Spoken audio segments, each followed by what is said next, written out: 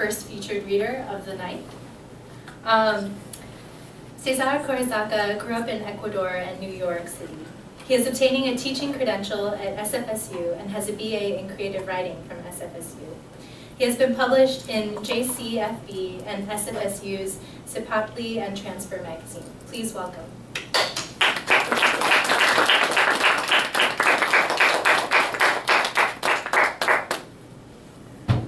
Hi everybody, thank you for coming. So I'm going to read from the story that I've been working on lately, and hopefully it helps me to continue. So this is called The Cost of Living. Ever since she happened to watch a report about a young couple who crashed a graduation present BMW on the West Side Highway at 90 miles per hour, Marta had started watching the news more often. In fact, lately it had become routine for her to come home from her job as a home care aide attendant and sit in front of the living room TV for a few hours after she cooked dinner for her son Marco. She preferred Fox News not only because it helped her improve her English, but also because they seemed to have an almost admirable obsession with tragedy. For example, when the other stations had stopped reporting on the couple's death, a Fox reporter had dug through the trash outside of the girl's house and had found a photo of her in an old yearbook.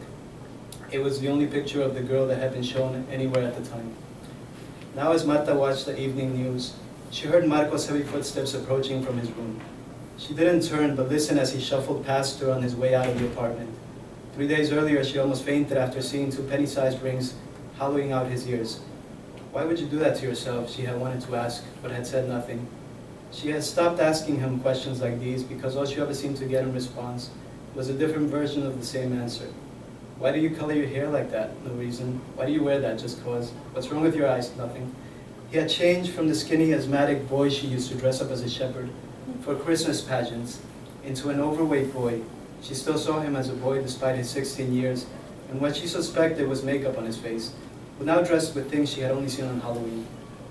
If she would have paid more attention to the signs, the nail polish, the bloodshot eyes, the weight gain, the drinking, the school psychology she'd been seeing for the past year without her knowledge.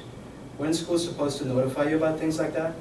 She thought she would have done something, like change his school or have him talk to a priest, or at least ground him, anything to steer him the right way.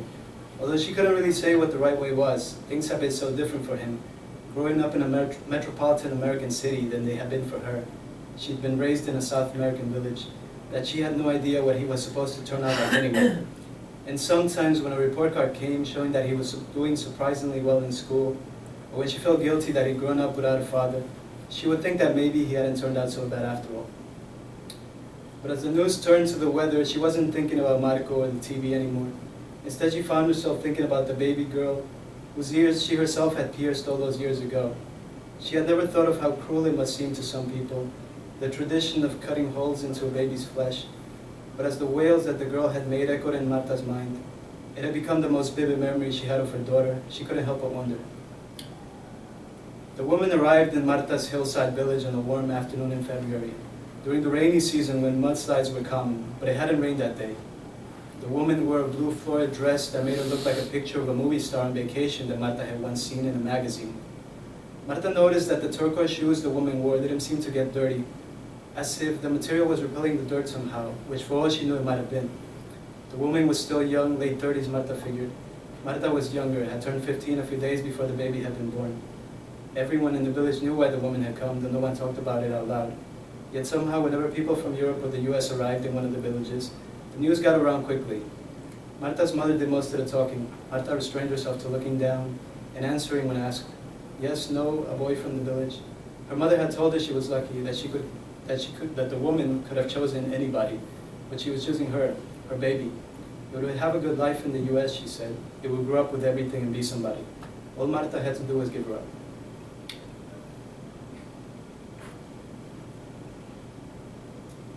Marta had never told anybody about her daughter, not Marco or Marco's father during the 3 years they were together. Not even the priest at confession when they asked, "Is there anything else?"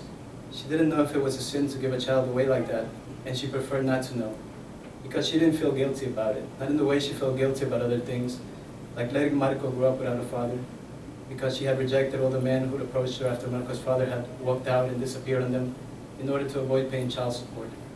But then again, she herself had been raised with a father figure, with a man that her mother had met in one of their trips to the city, a man who provided for them for a while, and who would sidle up to Marta's bed in the middle of the night and stick his hand between her legs. But whenever Marta thought about the baby, she almost felt a sense of pride, because the way she saw it, it had been the one unselfish thing she'd done. To give a child a chance at a life she never would have been able to give. Wasn't that real sacrifice, real love? She hadn't even kept the money.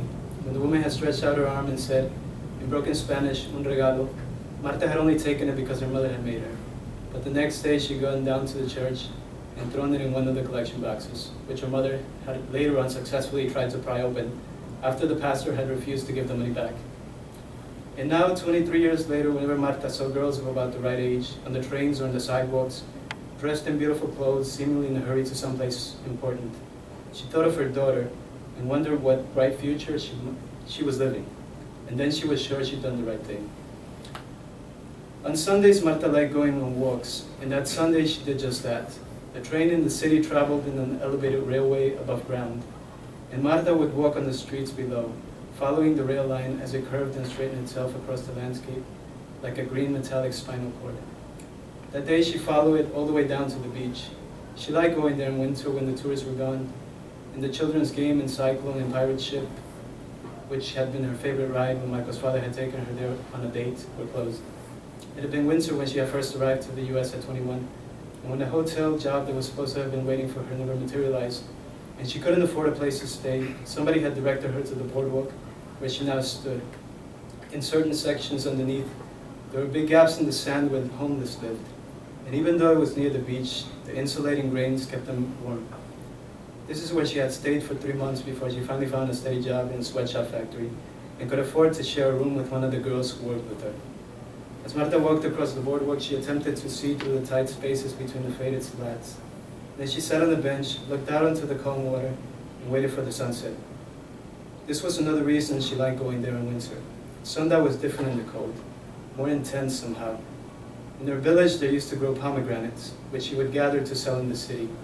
And this dusk was like that, like the color of their insides.